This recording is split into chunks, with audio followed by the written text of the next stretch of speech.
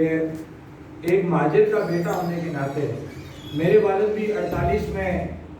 وہاں سے، میں تو مہاجر والی بات ہی نہیں کروں گا کہ وہاں پہ بھی میرا گھر ہے، یہاں پہ بھی گھر ہے، ریاست کے اندر مہاجر کا تو کنسرٹ بنتا ہی نہیں ہے۔ پھر جو لوگ پہلے بات کر چکے، جو ایک افراتفری کے دوران کہیں شفٹ ہوتے ہیں تو وہ مہاجر نہیں آتے، جو کسی اور ملک میں تو آئی ڈی ان کو کہا جاتا ہے، ایکسٹرنل کہا جاتا ہے۔ اب مہاجر کی جب بات کرنے کی، جو میں نے دیکھا جن ممبران اسمبلی کی تڑپ میں نے دیکھی ہے، تو میں بھی تو ایک مہاجر کا بیٹا ہوں، میری بھی تیسری نسل یہاں پہ آ گئی۔ جب ہم خود میرے سمیت پاکستان بھر کے جو لوگ ہیں، جو مہاجر باعزت باغیرت لوگ، جن کا ذکر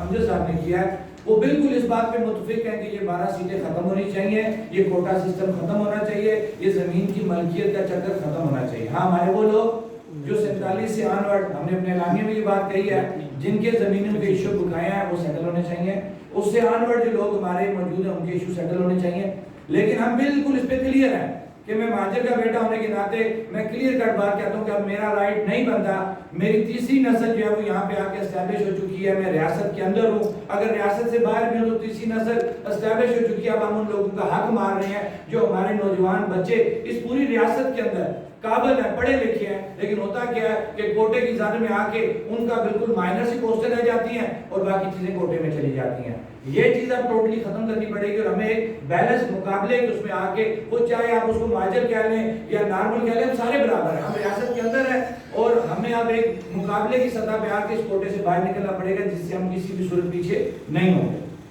دوسری بات، میں دو تین جو موصوف یہاں بیٹھے 4 پریس کانفرنس کر کے گئے، پہلے تو جاوید بٹ صاحب، کیونکہ میں ابھی ان کو اس طرح مخاطب نہیں کروں گا جس طریقے سے انہوں نے مخاطب کیا ممبران اسمبلی نے۔ آپ نے ان کا لہجہ دیکھا، ان کی ادب احترام دیکھا، ان کی بات کرنے کا آپ نے سلیقہ دیکھا، لیکن یہ میں کہوں گا کہ جموں کشمیر جوائنٹ عوامی ایکشن کمیٹی کے جو لوگ ہیں وہ عزت کرنا بھی جانتے ہیں، پھر اس کے بعد اگر کوئی ان کی عزت نہ کرے تو اس کو جواب دینا بھی جانتے ہیں۔ لیکن میں ابھی بھی ان کو آپ ادب احترام سے مخاطب کروں گا۔ میں پہلے جاوید صاحب کو مخاطب کروں گا کہ جو ہمارے، میں کہوں گا رکشوں کے منسٹر، میں نے کہوں گا وزیر ٹرانسپورٹ نہ کہہ لیں آپ، ان کو رکشوں کے منسٹر کہہ لیں، کیونکہ میں اگر پیچھے جائیں گے نا تو میں باغ سجارہ ان کی اس دکان کا بھی واقف ہوں جہاں پہ وہ لوگوں کو قسطوں کے رکشے دیتے تھے، بعد میں وہی رکشے پکڑتے تھے اور ان کے ساتھ بدماشی کرتے تھے۔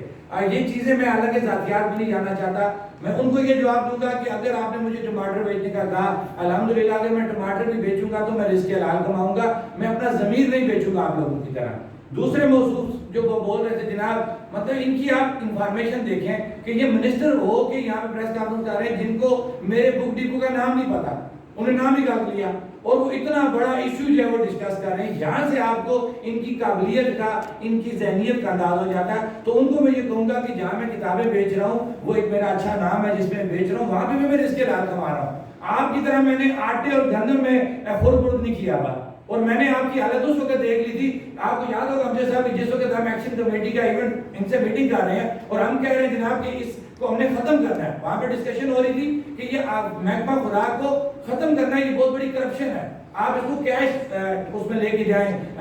سبسڈی میں، یہ بات ہوئی۔ یہ موصوف تڑپ رہے تھے، میری مراد اکبر ابراہیم صاحب کی بات کروں گا، یہ کہتے ہیں کہ اچھا جی آپ یہ کر لیں، آٹے میں نہ رکھے تو گندم کر لیں، یہی بات ہوئی۔ یہاں سے آپ کو ان کی ذہنیت کا، ان کی کرپشن کا اندازہ ہوگا۔ یہ کرپشن میں لتھڑے